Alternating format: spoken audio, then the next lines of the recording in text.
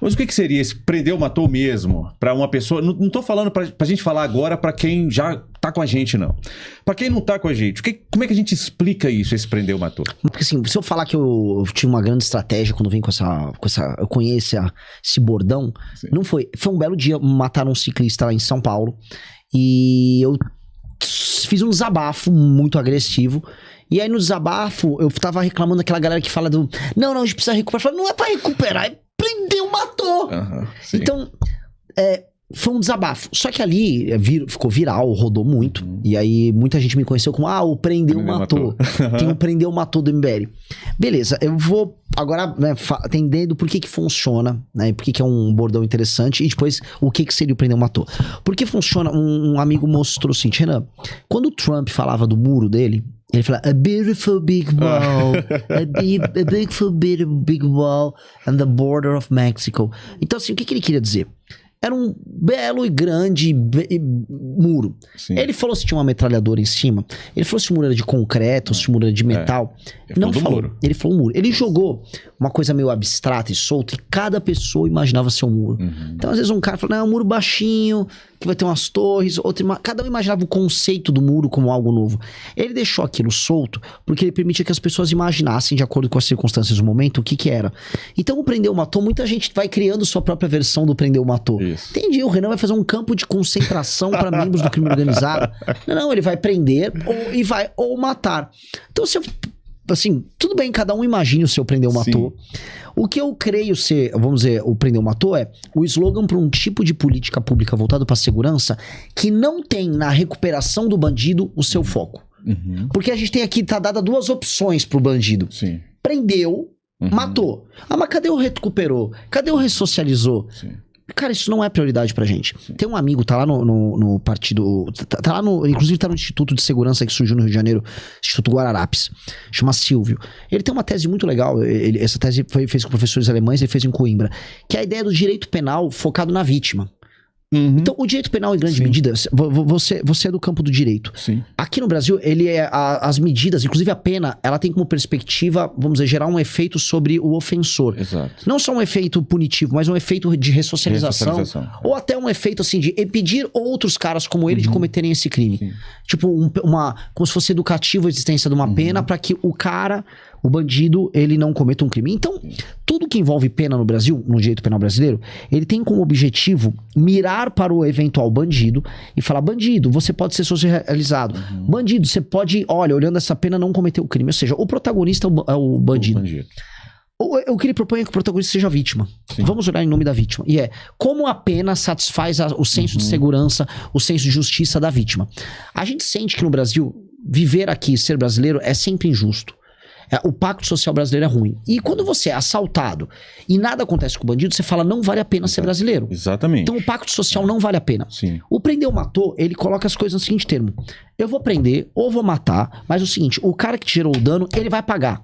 Porque eu quero gerar justiça pra você. Eu quero aliviar teu peito sabendo que faz sentido você viver nessa sociedade aqui, porque quando alguém te fizer um mal, o Estado vai pra cima desse alguém. Aí você vai se sentir mais calmo. Sim. E você vai sentir como parte de um pacto. Então o prender, matou é uma lógica de te retirar a ideia de que o bandido tem como opção uma ressocialização. Não, essa é a última. Existe o caráter punitivo e restitutivo da pena. A pena tem que punir e restituir. A vítima. A vítima, antes de tudo. E aí esse enfrentamento do crime organizado, como é que ele se dá? Recuperando os territórios, eu quero dizer.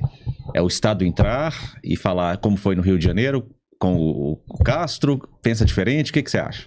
Olha, o problema da operação do Cláudio Castro, você vê, a gente apoiou, achou, que legal, foi pra cima dos vagabundos, beleza. O problema é que ela terminou. O problema é que ela termina e no dia seguinte... Nascem outros. Não é nem que nasce, o tráfico já tá de volta ali. Eles não tomaram o território, porque não existe, vamos dizer, instrumentos jurídicos que permitem a ocupação daquele território, a entrada da polícia na casa das pessoas, porque pensa assim, onde tava as centenas de aviõezinhos, menor de idade ou maior de idade, que trabalham pro Comando Vermelho e que não foram mortos ou presos na operação? Eles estavam na casa de alguém. A polícia não dispõe de meios de entrar na casa das pessoas para fazer as apreensões desses foragidos. Então muitos foragidos só se esconderam na casa de uma pessoa. Se a polícia não tinha um mandato para entrar na casa da pessoa, não entra.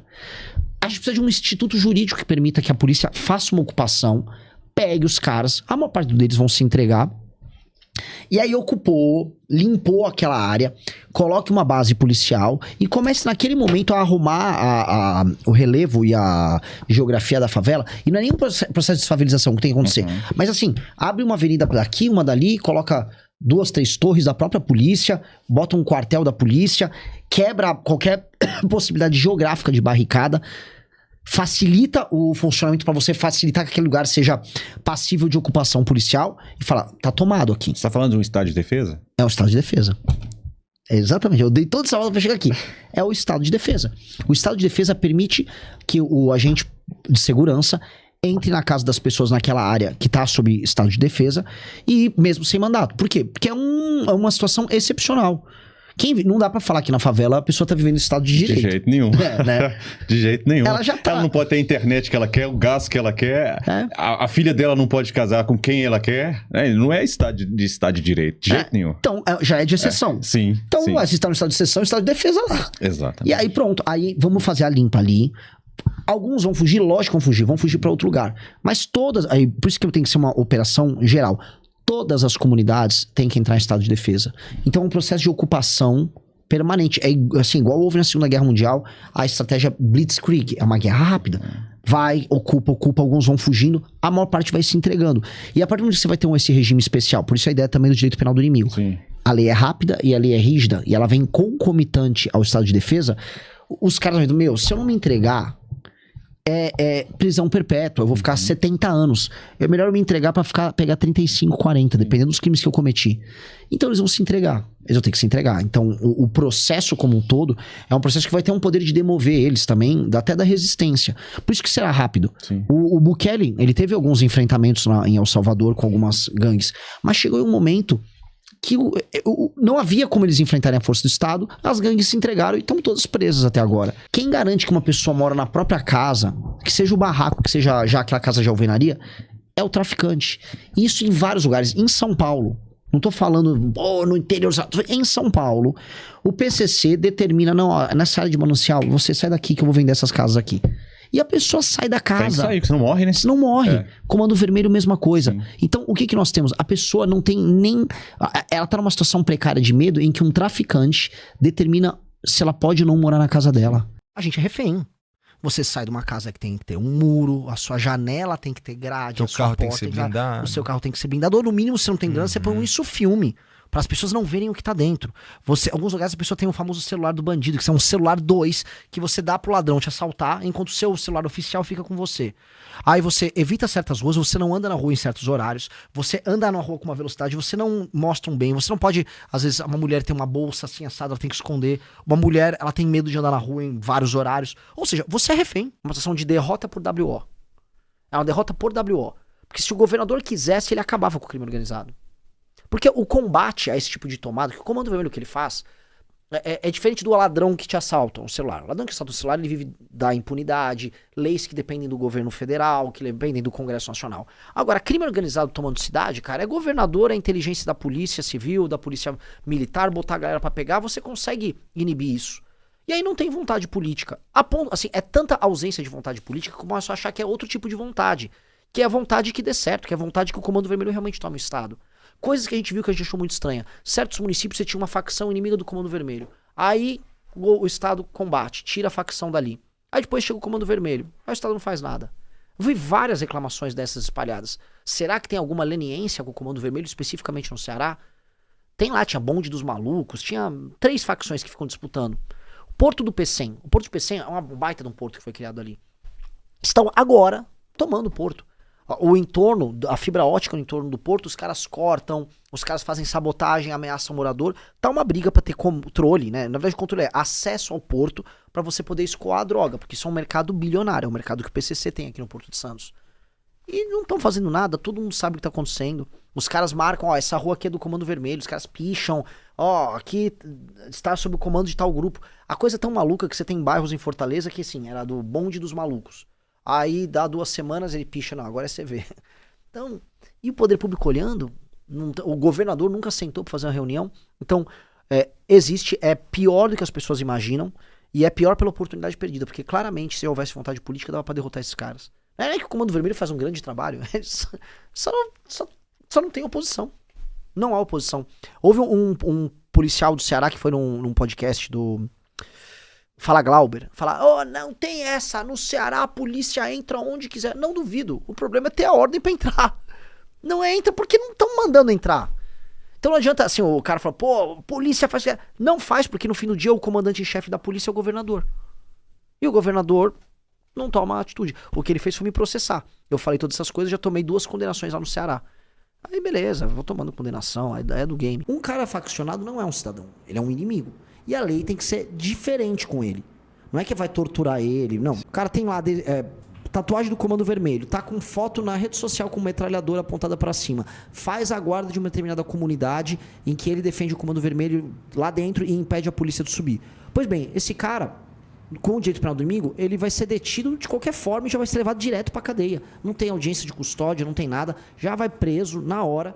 E aí, quando punido, com punição, vai ficar 30, 40, 50 anos na cadeia, vai perder a vida dele lá dentro. É assim que tem que ser. Por quê? Porque ele é como um terrorista. Então, isso é uma das legislações que a gente pretende passar. Outra coisa é aumentar a pena para todos os tipos de crime violento. O Brasil precisa que a gente aumente pena para tudo. Só que no Brasil tem uma malandragem que é a Lei de Execuções Penais, que funciona assim, você está preso, até você pega uma pena muito grande. Você tem um limite, no máximo você pode ficar 30 anos, mesmo você tendo cometido muitos crimes. Na prática você não cumpre nem 10. Exato. Você vai progredindo, aí você tem as progressões. Eu li um livro, eu me comportei direito, o juiz estava de bom humor naquele dia. Ele vai progredindo sua pena. Quando você viu, você não ficou, às vezes você cometeu uma série de crimes, você matou 10 pessoas, você fica 5 anos. Ter sido eleito presidente significa que eu saí de 3, 4% e fui para 51, 52, 53%. Eu ganhei a eleição. Portanto, esse foi o tema mais falado do Brasil no segundo semestre desse ano. Portanto, isso elegeu não apenas a mim, mas um grupo de deputados. Portanto, todo mundo sabe que o tema deste novo governo é segurança pública. Sim. Logo, será, eu imagino relativamente fácil mobilizar, inclusive o Centrão para isso. O Centrão está passando agora algumas medidas no Senado pró-segurança pública. Está passando uma série de projetos. Então, creio eu que uma parte dessa agenda já passa esse ano, inclusive. O deputado Kim Kataguiri está tendo uma gigantesca vitória hoje e conseguindo aprovar no Senado. E quem sabota isso é o Lula. O Lula quer sempre que não passe essas leis. Mas comigo, com o presidente, não vai ter ninguém sabotando. Pelo contrário, eu vou estar apertando o Congresso. Deixe seu like, se inscreva no nosso canal e fique por dentro dos melhores cortes do Partido Missão e do MBL.